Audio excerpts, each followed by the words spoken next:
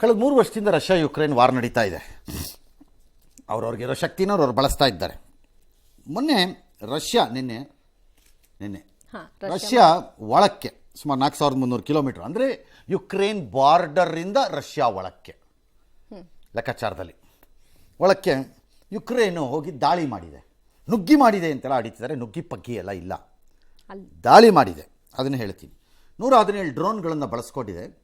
1.5 ವರ್ಷ ಪ್ಲ್ಯಾನ್ ಮಾಡಿದ್ದಾರೆ.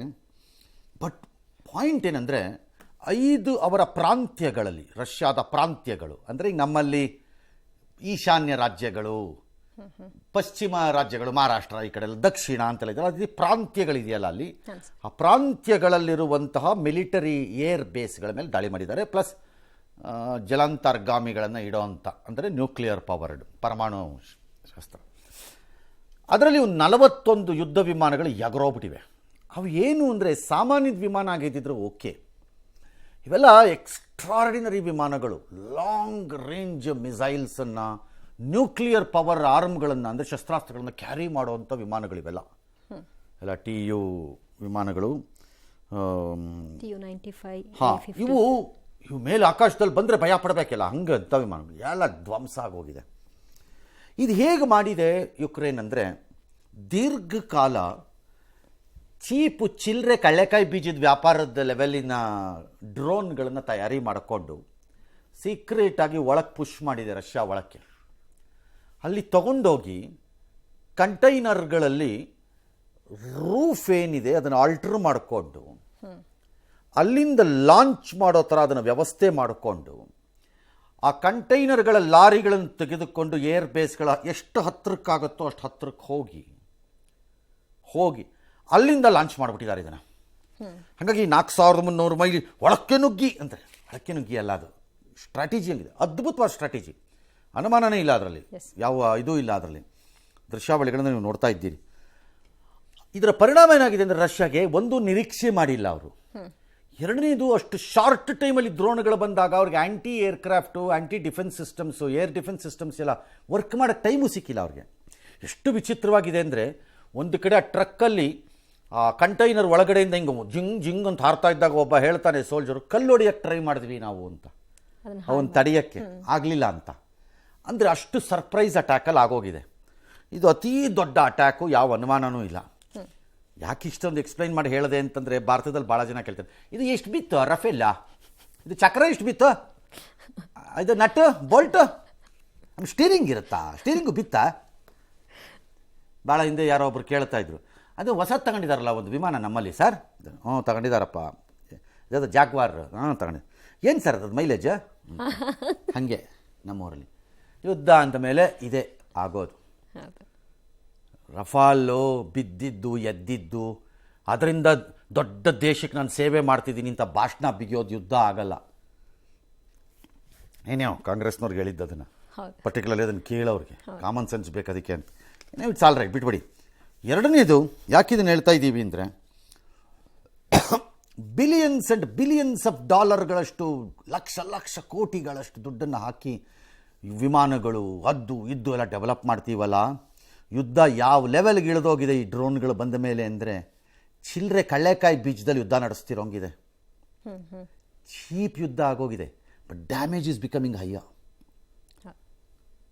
ಸೊ ಒಂದು ಹೊಸ ವಾರ್ಫೇರ್ ಓಪನ್ ಅಪ್ ಆಗೋಗಿದೆ.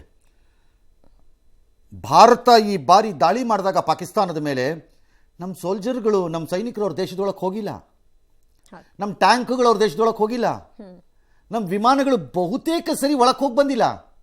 ಎಲ್ಲ ಡಿಸ್ಟೆನ್ಸ್ ಯುದ್ಧ, ಕರೆಸ್ಪಾಂಡೆನ್ಸ್ ಕೋರ್ಸ್ ಇದ್ದಂಗೆ, ಟಚ್ ಎಲ್ಲ ಸೇಮ್. ಇಲ್ಲಿ ಹಾಫ್ ಆಫ್ ದಿ ಅಮೆರಿಕ ಯುದ್ಧ ಯುಕ್ರೇನ್ ವರ್ಸಸ್ ರಷ್ಯಾ ನಡೀತಿರೋದು ಬರೀ ಡ್ರೋನ್ ವ್ಯವಹಾರದಲ್ಲಿ. ಎಲ್ಲ ಚೀಪ್ ಡ್ರೋನ್ಗಳು, ಟಾರ್ಗೆಟ್ಗಳು ಮಾತ್ರ ಚಿಂದಿ ಆಗೋಗ್ತಾ ಇವೆ. ಇದೆಲ್ಲ ನಮಗೆ ಪಾಠಗಳು. ಮುಂದೇನಾಗುತ್ತೋ ಗೊತ್ತಿಲ್ಲ. ಈಗ ಬಂದಿರೋ ಪ್ರಶ್ನೆ ಭಾಳ ಸರಳ, ರಷ್ಯಾ ಮುಂದೇನು ಮಾಡುತ್ತೆ, ಇದನ್ನು ತಡ್ಕೊಳತ್ತಾ? ಇದನ್ನು ಕೆಲವರು ರಷ್ಯಾದ ಪರ್ಲ್ ಹಾರ್ಬರ್ ಅಂತ ವರ್ಣನೆ ಮಾಡ್ತಾ ಇದ್ದಾರೆ. ಏನು ಪರ್ಲ್ ಹಾರ್ಬರ್ ಅಂದರೆ, ಎರಡನೇ ಮಹಾಯುದ್ಧದಲ್ಲಿ ಅಮೇರಿಕದ ಯುದ್ಧ ನೌಕೆಗಳನ್ನೆಲ್ಲ ಇಟ್ಟಿದ್ದಂತಹ ಬಂದರು ಪರ್ಲ್ ಹಾರ್ಬರ್. ಹವಾಯ್ ರೀಜನಲ್ಲಿ. ಜಾಪನೀಸು ಜಪಾನಿನ ಆವಾಗ ಅವರು ಆಪೋಸಿಟಲ್ಲಿದ್ದರು. ಕೆಳ ಹಂತದಲ್ಲಿ ರೆಡಾರ್ಗಳಿಗೆ ಸಿಗದಂತೆ ಅವರ ವಿಮಾನಗಳ ಬಂದು ಅಲ್ಲಿ ಪಾರ್ಕ್ ಮಾಡಿದ್ದಂಥ ಅಂದರೆ ಬಂದರ್ ಲಂಗರ್ ಹಾಕಿಟ್ಟಿದ್ದಂಥ ಯುದ್ಧ ನೌಕೆಗಳನ್ನೆಲ್ಲ ಡೆಸ್ಟ್ರಾಯ್ ಮಾಡಾಕ್ಬಿಟ್ರು, ಬಾಂಬ್ಗಳು ಹಾಕ್ಬಿಟ್ರು. 100 ಜನ ಸೈನಿಕರು ಸತ್ತೋದ್ರು ಅವತ್ತಿನ ದಿನ. ದ್ಯಾಟ್ಸ್ ಚೇಂಜ್ ಇಡ್ ದಿ ಕೋರ್ಸ್, ಅಂದರೆ ದಾರಿಯನ್ನೇ ಬದಲಾಯಿಸ್ಬಿಡ್ತು ಅವತ್ತಿನ ಯುದ್ಧದ್ದು. ಅದಾದಮೇಲೆ ಅಮೆರಿಕ ಹೋಗಿ ಹಿರೋಶಿಮಾ ನಾಗಾಸಾಕಿ ಮೇಲೆ ಬಿಸಾಕ್ಬಿಟ್ಟು ಬಂದರು. ಈ ಕೆಲವರು ಹೇಳ್ತಿದ್ದಾರೆ ಇದು ರಷ್ಯಾದ ಪರ್ಲ್ ಹಾರ್ಬರ್ಸ್ ಸಂದರ್ಭ, ಹಾಗಾಗಿ ರಷ್ಯಾ ಏನು ಮಾಡುತ್ತೋ ಗೊತ್ತಿಲ್ಲ, ಪರಮಾಣುಸ್ತ್ರ ಹಾಕಿಬಿಡುತ್ತೆ ಅಂತ. ಗೊತ್ತಿಲ್ಲ, ಬಿಡೋಣ್ಣು ಯಾರ ಮನಸ್ಸಲ್ಲಿ ಏನಿದೆಯೋ ಏನೋ. ಉಕ್ರೇನ್ ಮಾತ್ರ ಸಂಧಾನದ ಮಾತುಕತೆ ಈಗ ಆಡ್ತಾ ಇದೆ. ಎಸ್. ಇನ್ನು ಭಯೋತ್ಪಾದನೆಯ ವಿರುದ್ಧ ಕೆಲಸ ಮಾಡುವಾಗ ದೇಶಭಕ್ತನಾಗುವುದು ಅಷ್ಟು ಕಷ್ಟವೇ? ಜಗತ್ತಿಗೆ ಭಾರತದ ಸಂದೇಶವನ್ನು ನೀಡುತ್ತಿರುವುದನ್ನು ಕೆಲವರು ರಾಜಕೀಯ ಲಾಭಕ್ಕಾಗಿ ಮಾತನಾಡ್ತಿದ್ದಾರೆ. ಇದು ದುಃಖಕರವಾಗಿದೆ ಅಂತ ಹೈಕಮಾಂಡ್ ವಿರುದ್ಧ ಕಾಂಗ್ರೆಸ್ ನಾಯಕ ಸಲ್ಮಾನ್ ಖುರ್ಷಿದ್ ಪರೋಕ್ಷ ಬೇಸರವನ್ನು ಹೊರಹಾಕಿದ್ದಾರೆ. ನಾವಿಲ್ಲಿ ದೇಶಕ್ಕೆ ಅಗತ್ಯವಾದದ್ದನ್ನು ಮಾಡ್ತಾ ಇದ್ದೀವಿ, ನೀವು ಯಾವ ಪಕ್ಷ ಸೇರಿದವರು ಅಂತ ಇದನ್ನ ಕೇಳೋದು ಮುಖ್ಯ ಅಲ್ಲ ಅಂತ ಅವ್ರು ಹೇಳಿದ್ದಾರೆ. ಮೋಸ. ದೇಶದ ಮಟ್ಟದಲ್ಲಿ ಹೇಳೋದಾದ್ರೆ ಹೆಂಗೋ ಇದು ಭಾಳ ಅದ್ಭುತವಾದ ಪ್ರಶ್ನೆ ಅವ್ರು ಕೇಳಿರೋದು, ನಿಜವಾಗ್ಲೂ ಹೇಳ್ತೀನಿ. ಸಲ್ಮಾನ್ ಖುರ್ಷಿದ್ ಕೇಳಿರೋ ಈ ಪ್ರಶ್ನೆ ಇದೆಯಲ್ಲ, ಭಾಳ ದಿನದಿಂದ ನನ್ನನ್ನು ಕಾಡ್ತಾ ಇತ್ತಿದ್ದು ಈ ಪ್ರಶ್ನೆ. ದೇಶದ ವಿಚಾರ ಬಂದಾಗ ಕೆಲವು ನಿಶ್ಚಿತ ವಿಷಯಗಳಿಗೆ ನಿಶ್ಚಿತ ರೂಪದಲ್ಲೇ ಮಾತಾಡದಿದ್ದರೆ ದೇಶದ್ರೋಹಿ ಆಗ್ತಾ ಇದ್ದೀವಿ. ನಿಶ್ಚಿತ ವ್ಯಕ್ತಿಗಳಿಗೆ ನಿರೀಕ್ಷಿತ ರೀತಿಯಲ್ಲೇ ಬೆಂಬಲದ ಮಾತುಗಳನ್ನು ಆಡದೇ ಇದ್ದರೆ ದೇಶದ್ರೋಹಿ ಆಗ್ತಾ ಇದ್ದೀವಿ. ವ್ಯಕ್ತಿಗಳ ಬೆಂಬಲ, ವ್ಯಕ್ತಿಗಳ ಪರ ನಿಲ್ಲುವ ಆಧಾರದ ಮೇಲೆ ನಾನು ದೇಶದ್ರೋಹಿಯೋ ಅಲ್ಲವೋ ಅನ್ನೋದನ್ನು ಇತ್ಯರ್ಥ ಮಾಡ್ತಾ ಇದ್ದಾರೆ. ರಾಜ್ಯದಲ್ಲೂ ಅಷ್ಟೇ. ವ್ಯಕ್ತಿಗಿಂತ ಇಶ್ಯೂ ಮಾತಾಡಿದ್ರೆ ಅವನು ರಾಜ್ಯದ್ರೋಹಿ ಆಗ್ತಿದ್ದಾನೆ, ವ್ಯಕ್ತಿಯ ಬಗ್ಗೆ ಮಾತಾಡಿದ್ರೆ ವ್ಯಕ್ತಿದ್ರೋಹಿ ಮಾಡಿ ಇವನು ರಾಜ್ಯದ್ರೋಹಿ ಅಂತ ಇಡ್ತಾ ಇದ್ದಾರೆ ಕೆಳಗೆ ತಂದು. ಹಾಗಾಗಿ ಸಲ್ಮಾನ್ ಖುರ್ಷಿದ್ ಕೇಳಿರೋದು ಸರಿ ಇದೆ. ಹೇಗೆ ದೇಶ ಪ್ರೇಮಿ ಆಗಬೇಕು ಅನ್ನೋದಕ್ಕೆ ನಿಶ್ಚಿತವಾದಂತಹ ನಿರೂಪಣೆನೇ ಇಲ್ಲ ನಮ್ಮಲ್ಲಿ. ಅವ್ರವ್ರಿಗೆ ತೋರಿಸಿದಂಗೆ ವ್ಯಾಖ್ಯಾನ ಮಾಡ್ತಿದ್ದಾರೆ. ಹಾಗಾಗಿ ಅವ್ರು ಸರಿಯಾಗಿ ಕೇಳಿದ್ದಾರೆ. ನನಗೆ ಭಾಳ ಸರಿ ಇದು ಕಾಡಿದೆ. ಈಗ ಹೇಳಿದ್ನಲ್ಲ, 2 ಮಾತು ಎಕ್ಸ್ಟ್ರಾ ಆಡಿ ದೇಶದ್ರೋಹಿ ಆಗ್ತೀನಿ ನಾನು, 2 ಮಾತು ಕಡಿಮೆ ಆಡಿ ನಾನು ಏಜೆಂಟ್ ಆಗ್ತೀನಿ. ಏನು ಮಾಡಿದ್ರೂ ಕಷ್ಟ. ಈ ಲೆವೆಲಲ್ಲಿದೆ. ಇದು ದೇಶದ್ರೋಹದ ಹೊಸ ವ್ಯಾಖ್ಯಾನ. ಎಸ್. ಇನ್ನು ತಮಿಳು ಭಾಷೆಯಿಂದ ಕನ್ನಡ ಹುಟ್ಟಿದ್ದು ಅಂತ ಹೇಳಿ ಇಲ್ಲಿವರೆಗೂ ಕೂಡ ಕ್ಷಮೆ ಕೇಳದೆ ಮೊಂಡತನ ಪ್ರದರ್ಶನ ಮಾಡ್ತಿದ್ದಾರೆ ಕಮಲ್ ಹಾಸನ್. ಈ ನಡುವೆ ಕರ್ನಾಟಕ ಹೈಕೋರ್ಟ್ ಮೆಟ್ಟಿಲ್ ಕೂಡ ಹೋಗಿದ್ದಾರೆ. ಜೂನ್ 5ರಂದು ರಿಲೀಸ್ ಆಗಲಿರುವಂತಹ ಅವರ ಸಿನಿಮಾಗೆ ಯಾವುದೇ ರೀತಿಯ ಸಮಸ್ಯೆಗಳಾಗಬಾರ್ದು, ಸುಸೂತ್ರವಾಗಿ ರಿಲೀಸ್ ಆಗುವಂತೆ ಸೂಚನೆ ಕೊಡಿ ಅಂತ ಕೋರ್ಟ್ನ ಕೇಳ್ಕೊಂಡಿದ್ದಾರೆ. ಏನು ಅಲ್ಲಿಂದ ಏನು ಕ್ಷಮಾಪಣೆ ಕೇಳಿಲ್ಲ ಅಂದ್ರೆ ಇದು ಭಾಷೆ ಸಮಸ್ಯೆ, ನಾಡಿನ ಸಮಸ್ಯೆ ಆಗಿರೋದ್ರಿಂದ ನಾವು ಕನ್ನಡ ಪರ ಸಂಘಟನೆಗಳ ಜೊತೆಗೆ ಇರ್ತೀವಿ. ನಾವೇ ಸ್ವಯಂ ಘೋಷಿತರಾಗಿ ನಾವು ಥಿಯೇಟರ್ಗಳಲ್ಲಿ ಹಾಕೋದಿಲ್ಲ. ಸರ್ಕಾರನೂ ನಮ್ಗೆ ಕೈ ಜೋಡಿಸ್ತಾ ಇದೆ. ಎಲ್ಲೋ ಒಂದ್ ಕಡೆ ಕಮಲ್ ಹಾಸನ್ ತಪ್ಪು ಮಾಡ್ತಾ ಇದ್ದಾರೆ. ಅವರೇನು ಅನ್ಎಜುಕೇಟೆಡ್ ಅಲ್ಲ, ಎಜುಕೇಟೆಡ್. ಕಮಲ್ ಹಾಸನ್ ಕ್ಷಮೆ ಕೇಳದೆ ಇದ್ರೆ ಅವ್ರ ಚಿತ್ರಗಳನ್ನ ಬಿಡುಗಡೆ ಮಾಡೋದಕ್ಕೆ ಖಂಡಿತ ಬಿಡೋದಿಲ್ಲ. ಯಾವುದೇ ಕಾರಣ ಯಾವತ್ತೂ ಇನ್ನ ಕಮಲ್ ಹಾಸನ್ ಯಾವುದೇ ಚಿತ್ರನೂ ಕೂಡ ಕರ್ನಾಟಕದಲ್ಲಿ ಪ್ರದರ್ಶನ ಮಾಡಕ್ಕೆ ಅವಕಾಶ ರಾಜ್ಯ ಸರ್ಕಾರ ಕೊಡಬಾರ್ದು, ಕನ್ನಡ ಸಂಘಟನೆಗಳು ಕೊಡಬಾರ್ದು. ಅದು ಪೂರ್ತಿ ಬೆಂಬಲವನ್ನ ನಾವು ಕೊಡ್ತೀರಿ. ಯಾರೇ ಆದರೂ ಕೂಡ ಈ ವಿಚಾರಕ್ಕೆ ಬಂದಾಗ ತಮ್ಮ ನಿಲುವನ್ನ ಸ್ಪಷ್ಟವಾಗಿ ಹೇಳಬೇಕು. I don't want to make this a political issue. We all are neighbors. We all have to work together, live together. Our water. Don't make this political issue. Okay? TK said it. Over. Sir ಅವ್ರು ಮಾತಾಡಿರೋ over. ನಾನು ಮೇಕೆದಾಟು ಮಾಡಿದಾಗ ಕರೆದೆ ಯಾರೂ ಬರಲಿಲ್ಲ, ಎಲ್ಲ nut Bolt repair ಮಾಡಬೇಕು ಅಲ್ಲ. ಈಗ ಯಾರ್ಯಾರು ನಟ್ಟು ಬೋಲ್ಟ್ ರಿಪೇರಿ ಮಾಡಬೇಕು? ನಿಮಗೆ ಬೇಕಾದಾಗ ನಿಮ್ಮ ಸ್ವಾರ್ಥ ಮತ್ತು ರಾಜಕಾರಣ ಮತ್ತು ನಿಮ್ಮ ಮೈತ್ರಿ ಮತ್ತು ನಿಮ್ಮ ಸಿದ್ಧಾಂತಕ್ಕೆ ಅನುಗುಣವಾಗಿ ರಾಜಕಾರಣ ಮಾಡಬಾರ್ದು. ನೆರೆ ಹೊರೆ ಹಿಸ್ಟ್ರಿ ಗೊತ್ತಿಲ್ಲ. ಆ ನೆರೆ ಹೊರೆಯವರ ಹತ್ರ ಮೇಕೆದಾಟು ಕೇಳ್ತಿದ್ದಾಗ 4 ಜನ ಬರದೇ ಇದ್ದಾಗ ಅವ್ರದ್ದು ಯಾಕಪ್ಪ ನಟ್ಟು ಬೋಲ್ಟ್ ರಿಪೇರಿ ಮಾಡಬೇಕು? ಸೌಹಾರ್ದ ತಾನೆ. ಪೊಲಿಟಿಕಲ್.